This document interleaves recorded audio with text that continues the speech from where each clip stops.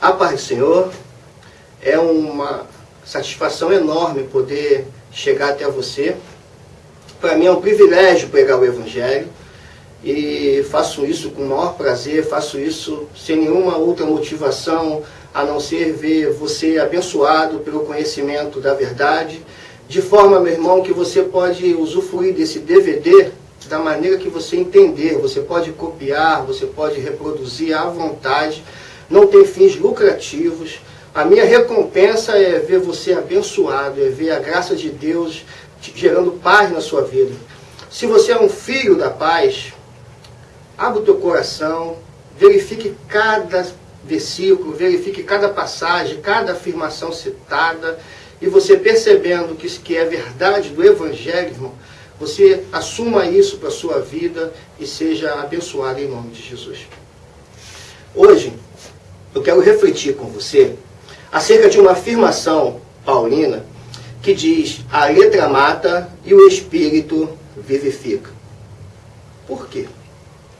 Alguns pastores, quando são confrontados por seus membros acerca de que suas doutrinas não estão baseadas no Novo Testamento e muitas vezes não tem nada a ver com Jesus, eles se apropriam dessa afirmação de Paulo a fim de inibir esses membros e dizem: meu irmão, eu estou aqui por revelação. A letra mata e o espírito vivifica. E com isso, eles conseguem criar uma ideia na igreja de que, meditando na palavra, a pessoa que se dedica à palavra acaba se tornando fria em relação à sua vida espiritual. Você concorda com essa ideia? Você concorda que o meditar na palavra esfria alguém espiritualmente? É sobre isso que eu quero refletir com você. Mas também, além de refletir sobre essa ideia, eu gostaria de te dar a oportunidade de verificar o que realmente Paulo afirma quando ele diz: a letra mata e o espírito vivifica. Você entendeu? Então a gente vai fazer dois caminhos. A gente vai discutir a ideia de que será que a vida espiritual ela é prejudicada pela meditação da palavra? E o segundo, a gente vai verificar o que realmente Paulo está afirmando. Ok? Vamos ficar juntos? Pense comigo. Você acha que a vida espiritual ela é prejudicada pela meditação da palavra?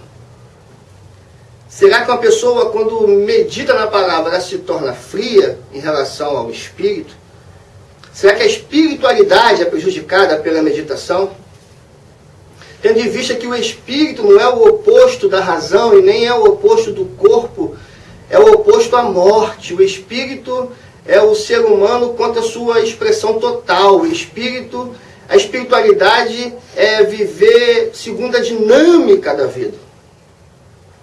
Então, se a gente olhar para a Bíblia, a gente vai poder ver dezenas de exemplos de que a espiritualidade está intrinsecamente ligada à fidelidade e a fidelidade à meditação da palavra.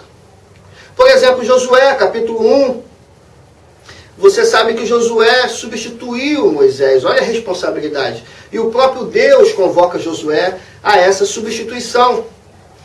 E você vai perceber, lendo o capítulo 1, que mesmo Deus se revelando a Josué, falando diretamente com Josué, convocando Josué, ele não isenta Josué de meditar na palavra, muito pelo contrário. É Deus que diz que o sucesso de todo empreendimento está intrinsecamente ligado ao meditar na palavra. E Deus fala: esforça-te, tem de bom ânimo e medita dia e noite na lei que Moisés te deu. Então o sucesso, a prosperidade, está intrinsecamente ligado à meditação da palavra. Se você olhar o Salmo 1, por exemplo, está lá o salmista dizendo: bem-aventurado o homem que medita dia e noite na lei do Senhor. E como será esse homem? É como uma árvore plantada junto ao ribeiro. Ele não murcha, está entendendo? E no tempo certo dá o seu fruto. de forma que a estabilidade, o equilíbrio de uma pessoa e da espiritualidade dessa pessoa está intrinsecamente ligado ao meditar na palavra. Se você olhar o Provérbios capítulo 3, te incentiva a buscar o conhecimento com tudo que você tem, dizendo que ele vai te honrar, vai te colocar em lugares altos. Provérbios capítulo 4, a mesma coisa. Oséias capítulo 4 vai dizer pela boca de Oséias que o meu povo está sendo destruído porque lhe falta conhecimento. Existem dezenas de textos no Antigo Testamento que demonstram que a prosperidade, o sucesso está intrinsecamente ligado à meditação da palavra. Se a gente olhar para o Novo Testamento, eu acho que isso você vai concordar comigo. Jesus é a chave hermenêutica, Jesus é o caminho, Jesus é a verdade, Jesus é a vida, Jesus é o critério de verdade. De forma que a gente tem Jesus como modelo para nós. Se Jesus é modelo para a tua espiritualidade, você vai observar no capítulo 2 de Lucas que os pais saem da festa e caminham um dia achando que Jesus estava acompanhando eles. E Jesus só tinha 12 anos de idade. Quando eles voltam, eles procuram Jesus por todos os lugares. Vai achar Jesus aonde? Leia, faça esse bem a você. Confere o texto. Lucas capítulo 2. Jesus vai ser achado no templo. E o que ele está fazendo no templo? Fazendo perguntas e respondendo perguntas. E o testemunho vai dizer que o povo se maravilhava pelas respostas que ele dava. E no versículo 52, vai dar o testemunho dizendo: ele crescia na graça, na sabedoria e na estatura. Perceba que a espiritualidade de Jesus, desde cedo, está ligado ao meditar na palavra.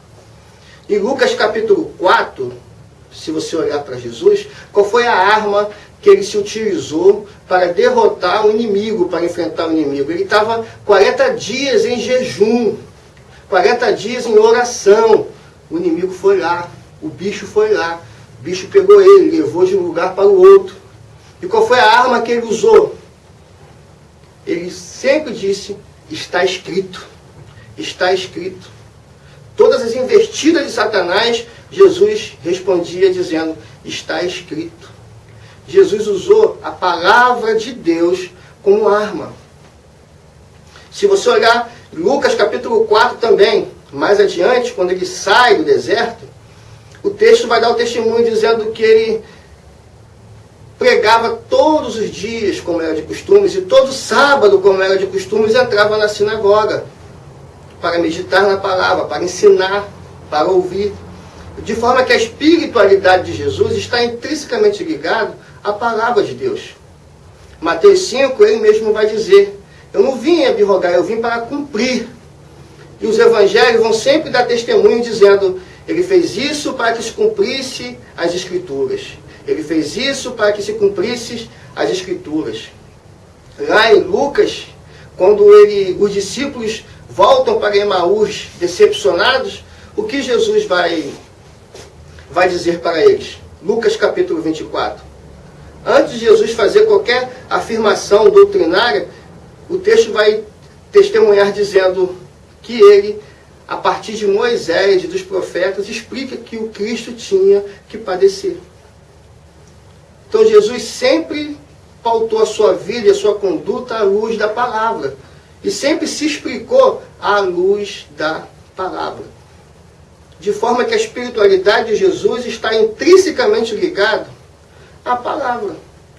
Imagine se você, antes de tomar decisões, antes de você assumir alguma coisa como valor para a sua vida, você decidisse de verdade fazer com que a palavra de Deus fosse lâmpada para os teus pés, luz para os teus caminhos. Essa é a espiritualidade bíblica.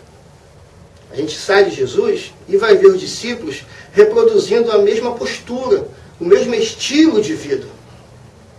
Em Atos, por exemplo, capítulo 17, quando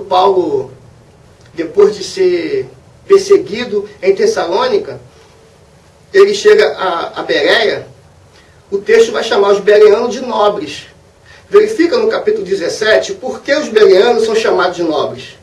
Porque receberam a palavra de bom grado. E verificando se o que Paulo estava dizendo era mesmo isso, analisando na palavra, verificando na palavra, aceitaram a palavra. Então, por que eles foram nobres? Porque receberam de bom grado, não fecharam o coração, mas também foram honestos em verificar na palavra. Como é que vem um pastor, ou como é que algum crente pode criar algum tipo de espiritualidade que não seja pautada e analisada, e refletida, e amparada, e manutenida pela palavra? Não existe espiritualidade bíblica se não for pela palavra. Em Atos mesmo, capítulo 17, depois que Paulo sai de Bereia, ele entra em Atenas. E ali o texto vai dizer que ele está no Areópago e vê uma estátua de um Deus desconhecido. E Paulo vai pregar para os atenienses. E o interessante é que em Atos 17, Paulo demonstra um conhecimento bíblico fantástico. Porque ele estava sendo verificado, estava sendo analisado à luz da palavra, o que ele estava dizendo. E até Atenas, o que acontece? Paulo se utiliza de 2 poetas gregos, demonstrando que Paulo não tinha só conhecimento bíblico, mas tinha conhecimento da cultura grega. Paulo era um homem instruído, Paulo era um homem inteligente, Paulo era alguém que pensava. A espiritualidade não precisa ser burra, a espiritualidade não precisa ser tacanha. Paulo se utiliza de 2 poetas, Epinêmides e Arato, para pregar o Deus desconhecido. Se você olhar o Atos capítulo 18, se o Espírito Santo inspirou Lucas a registrar Atos capítulo 18, você tem que considerar o que Lucas vai testemunhar acerca de Apolo. Em Atos capítulo 18, ele vai dizer: Apolo era poderoso nas Escrituras, e quando disputava com os judeus, ele provava que Jesus era o Messias na palavra. Apolo disputava as Escrituras com os judeus e provava que Jesus era o Messias.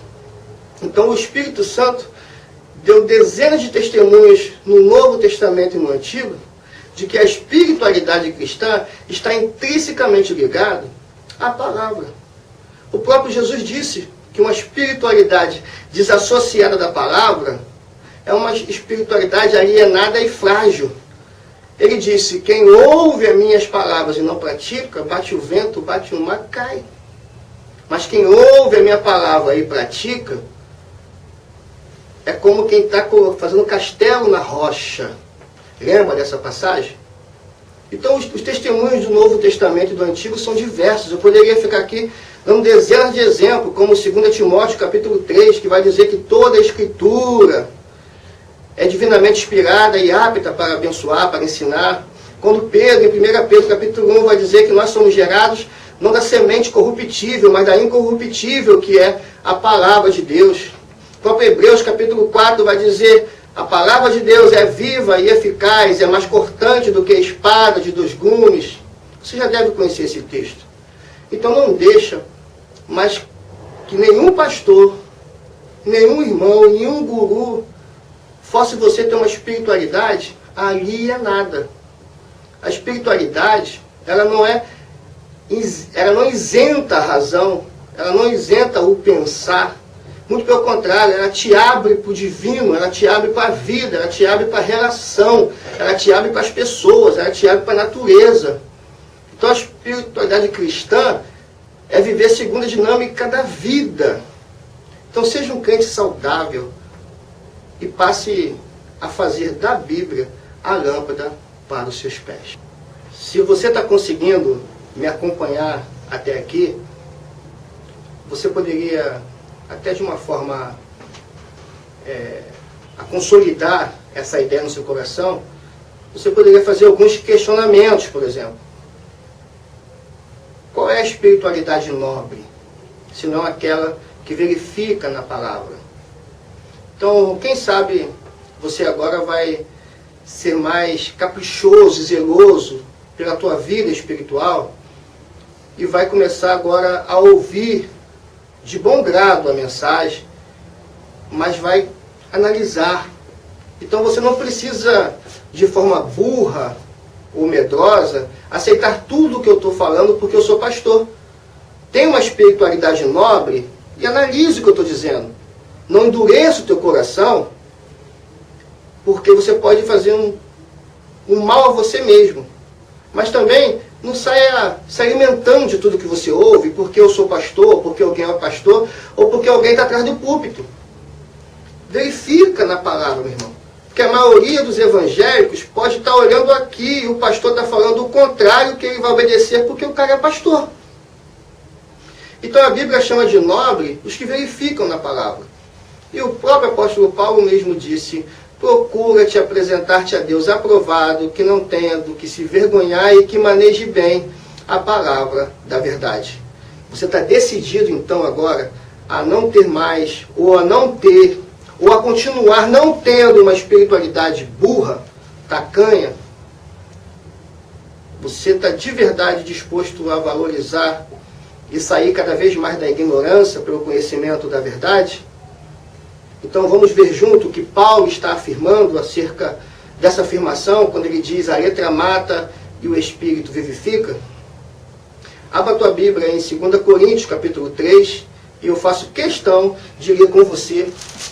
Eu faço questão de te acompanhar, ou que você me acompanhe eu lendo. Vamos ler o capítulo todo, 2 Coríntios, capítulo 3. Começamos, porventura, outra vez, a recomendar-nos a nós mesmos? Ou temos necessidade, como alguns, de carta de recomendação para vós outros, ou de vós? Vós sois a nossa carta, escrita em nosso coração, conhecida e lida por todos os homens, estando já manifestos como carta de Cristo, produzida pelo nosso ministério, escrita não com tinta, mas pelo Espírito do Deus vivente, não em tábuas de pedra, mas em tábuas de carne, isto é, nos corações. E é por intermédio de Cristo que temos tal confiança em Deus. Não que por nós mesmos sejamos capazes de pensar alguma coisa como se partisse de nós. Pelo contrário, a nossa suficiência vem de Deus, o qual nos habilitou para sermos ministros de uma nova aliança. Percebe? O qual nos habilitou para sermos ministros de uma nova aliança. Não da letra, mas do Espírito. Porque a letra mata, mas o Espírito vivifica. E se o ministério da morte, gravado com letras em pedra, se revestiu de glória, a ponto de os filhos de Israel não poderem fitar a face de Moisés, por causa da glória do seu rosto, ainda que desvanecente, como não será de maior glória o ministério do Espírito? Porque se o ministério da condenação foi glória, em muito maior proporção será glorioso o ministério da justiça. Porquanto, na verdade, o que outrora foi glorificado, neste respeito, já não resplandece diante da atual sobreexcelente glória. Porque se o que se desvanecia teve a sua glória, muito mais glória tem o que é permanente. Tendo, pois, tal esperança, servimos-nos de muita ousadia no falar. E não somos como Moisés, que punha véu sobre a face, para que os filhos de Israel não atentassem na terminação do que se desvanecia. Mas o sentido deles se embotaram, pois até o dia de hoje, quando faz a leitura da antiga aliança, o mesmo véu permanece, não lhe sendo revelado que em Cristo é removido. Mas até hoje, quando é lido Moisés, o véu está posto sobre o coração deles. Quando, porém, algum deles se converter ao Senhor, o véu lhe é retirado. Ora, o Senhor é o Espírito, e onde está o Espírito do Senhor, aí há liberdade. E todos nós, com o rosto desvendado, contemplando como por espelho a glória do Senhor, somos transformados de glória em glória, na sua própria imagem, como pelo Senhor, o Espírito. Eu creio que você, se está me acompanhando até aqui, é alguém inteligente, é alguém que decidiu continuar pensando e ter uma espiritualidade que pensa. Deu para você perceber, na simples leitura, de que Paulo não está falando de estudos, Paulo não está falando que quem estuda fica frio espiritualmente. Isso aí é a ideia de pastores que querem dominar, manipular pessoas, cauterizar o entendimento. Paulo está falando bem claro aqui da improbabilidade da antiga aliança e da suficiência da aliança em Cristo. Percebe comigo a leitura? Vamos ler de novo o versículo 3. Estando já manifesto como carta de Cristo, produzida pelo nosso ministério, escrita não com tinta, mas pelo Espírito do Deus vivente, não em tábuas de pedra, mas em tábuas de carne, isto é, nos corações. O povo de Israel, Paulo já sabia da promessa de Deus em Jeremias capítulo 31, e se eu estiver bem de memória, o versículo 31. Jeremias vai dizer, Deus vai dizer pela boca de Jeremias, que faria uma aliança com o povo de Israel, não conforme a aliança feita com os antepassados, uma aliança escrita em tábuas de pedra, mas uma aliança escrita nos corações. Então a nova aliança, a do Espírito, já era algo que Israel esperava. Não caiu assim, puf. Já foi uma promessa feita pela boca de Jeremias, já foi uma promessa de Deus feita pela boca de Ezequiel, capítulo 11. Então Paulo não está falando nenhuma novidade aqui, ele está falando da improbabilidade da antiga aliança. E se você continuar lendo comigo, você vai ver no versículo 6, ao qual nos habilitou para sermos ministros de uma nova aliança. Não a da letra, escrita em tábuas de pedra, mas a do Espírito, que é o Senhor. Então, Paulo faz uma comparação enorme entre as duas alianças. Você talvez possa estar perguntando, mas por que então Paulo chama a antiga aliança de ministério da condenação? Isso é muito simples. Porque, para Paulo, a lei do Senhor, a aliança do Senhor, a antiga aliança, ela tinha um poder enorme de mostrar para nós o quanto somos pecadores, o quanto temos erros, o quanto somos incapazes. É pela lei que vem o conhecimento do pecado. Mas a lei, ela não habilita, ela não dá força, ela não capacita ninguém a superar a dificuldade. Então uma coisa que é boa, a lei do Senhor, para Paulo, teve cheiro de morte. Você pode falar, mas isso é uma interpretação sua, isso é uma visão do teu ministério. Abra Romanos capítulo 7. Você vai ler das próprias mãos de Paulo o que ele está dizendo. Romanos capítulo 7. Porventura ignorais, irmãos, que a lei tem domínio sobre o homem toda a sua vida? Aí no versículo 2 e 3 ele vai dar o exemplo do casamento. Ora, a mulher casada está ligada pela lei ao marido enquanto ele vive, mas se o mesmo morrer, desobrigada ficará da lei conjugal. De sorte que será considerada adúltera se, vivendo ainda o marido, unir-se com outro homem. Porém, se morrer o marido, estará livre da lei e não será adúltera se contrair novas núpcias. Aí ele volta para o tema. Assim, meus irmãos, também vós morrestes relativamente à lei, por meio do corpo de Cristo, para pertenceres a outro, a saber, aquele que ressuscitou dentre os mortos, a fim de que frutifiquemos para Deus. Porque quando vivíamos segundo a carne, as paixões pecaminosas postas em realce pela lei, operavam em nossos membros a fim de frutificarem para a morte. Agora, porém, libertados da lei, estamos mortos para aquilo a que estávamos sujeitos, de modo que servimos em novidade de espírito e não na caducidade da letra. Percebe?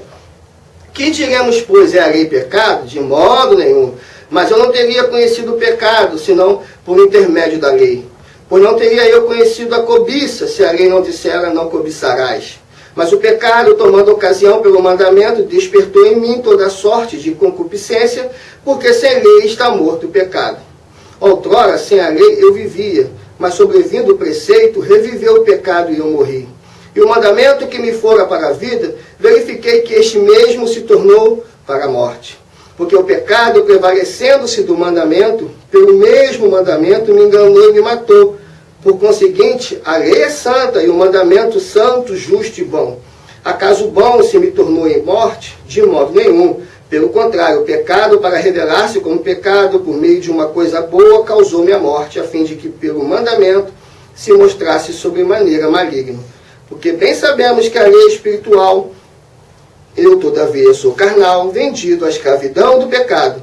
Porque nem mesmo compreendo meu próprio modo de agir, pois não faço o que prefiro, e sim o que detesto, e se faço o que não quero, consinto com a lei que é boa. Neste caso, quem faz isso já não sou eu, mas o pecado que habita em mim. Porque eu sei que em mim, isto é, na minha carne, não habita bem nenhum, pois o querer o bem está em mim, não porém o efetuá-lo. Porque não faço o bem que prefiro, mas o mal que não quero, esse faço. Mas se eu faço o que não quero, já não sou eu quem o faz, e sim o pecado que habita em mim. Então, querer fazer o bem, enquanto a lei de que o mal reside em mim. Porque no tocante ao homem interior, tenho prazer na lei de Deus. Mas vejo nos meus membros outra lei, que guerreando contra a lei da minha mente, me faz prisioneiro da lei do pecado, que está nos meus membros. Desventurado homem que sou, quem me livrará do corpo desta morte?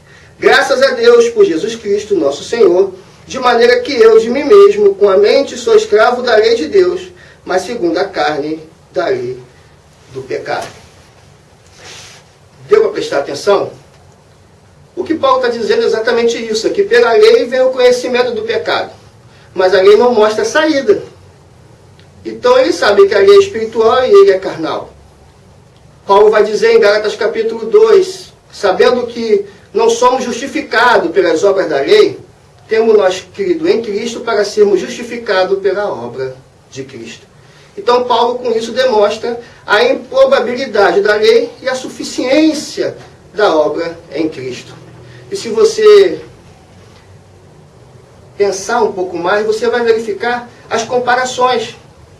A aliança feita com Israel, a antiga aliança, ela é limitada, ela é nacional, ela é restringida ao povo de Israel. A aliança feita em Cristo, ide por todo o mundo e pregai o Evangelho. A aliança feita com Moisés, a glória era transitória.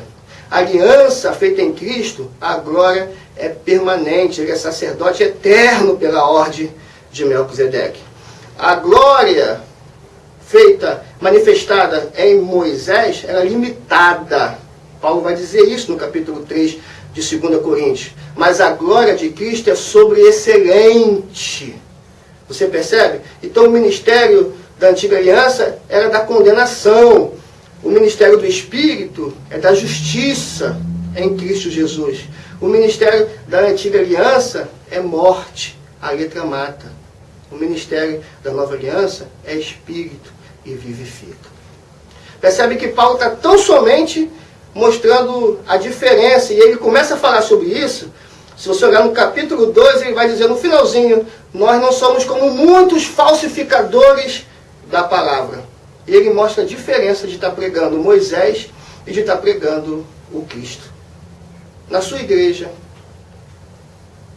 você vai perceber que a maioria das doutrinas que permeiam e conduzem o povo de Deus, elas estão no Antigo Testamento. Então a tua igreja e o teu pastor está lendo Moisés ou está lendo o Cristo? Qual é a doutrina que você segue na tua igreja? Elas estão refletidas à base, à luz da nova aliança, do Espírito que vivifica, ou à luz da velha aliança, da letra que mata.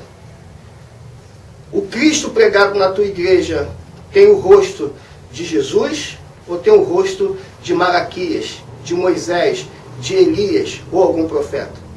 É isso que Paulo está dizendo. É isso que você tem que ter coragem de enfrentar. Ser um cristão nobre, olhar para a tua Bíblia e verificar se você está em Cristo ou se você está em Moisés, se você está debaixo da letra ou você está debaixo do Espírito. E você, refletindo em Gálatas capítulo 5, vai dizer que quem está debaixo da lei está separado, não é eu que estou dizendo, está separado do Cristo. Então essa opção é sua. Você decidiu ter uma espiritualidade pensante. Pode pegar qualquer fragmento dessa mensagem e pode fazer uma roda de estudo, pode chamar o seu pastor com todo respeito e verificar.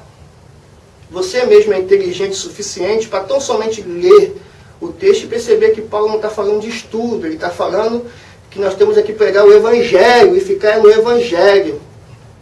Percebe? Então agora eu quero te pedir um pouco mais de paciência.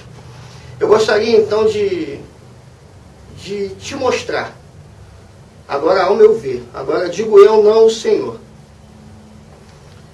Se a espiritualidade não precisa ser burra, e se Paulo estava falando da improbabilidade da antiga aliança e da nova aliança, essa é a letra, eu queria chamar você a pensar um pouco nos avisos de Paulo. Porque o Paulo que disse a letra que mata, ele também apontou para as falsificações do Evangelho. Ele disse, se eu mesmo, um anjo, pregar um outro Evangelho, não que haja outro, mas é a deturpação do mesmo, seja considerado anátema. Então, em algum lugar, o falso Evangelho está sendo pregado. O Paulo vai dizer que a letra que mata, lá em 2 Timóteo, capítulo 4, ele vai dizer que a letra que mata é a letra dos falsos doutores. Porque a maioria das pessoas vão ter comichão no ouvido e vão querer contratar pessoas segundo os seus próprios interesses. Então a gente vê surgir o ministério dos conferencistas e a gente vê diminuir os ministérios dos evangelistas. Pessoas que estão pregando para provocar emoções e motivações e arrastar multidões. Mas estão pregando o Evangelho ou estão pregando Moisés? Paulo vai dizer que a letra que mata estará em Gálatas, estará em 1 Timóteo, capítulo 4. São os espíritos enganadores, doutrinas de demônios. E para refletir isso tudo, é que ele diz que a melhor forma de verificar é perceber se estamos pregando Evangelho ou se estamos pregando a antiga aliança. O Evangelho é Jesus. Jesus é o Evangelho. Jesus, ao se comparar com Moisés, em João capítulo 6, ele vai dizer, Deus não deu o pão do céu através de Moisés. Não foi Moisés que deu a vocês o pão do céu, mas foi Deus, melhor dizendo. Eu sou o verdadeiro pão do céu. É Jesus que é alimento. Sabe o que aconteceu? Uma multidão, inclusive alguns discípulos, abandonaram Jesus naquele momento. O que você vai fazer com o Evangelho? Você vai continuar na letra que mata ou vai decidir ficar debaixo da aliança em Cristo para você ter vida e vida com Jesus? Fique na paz, fique com Deus, fique na graça.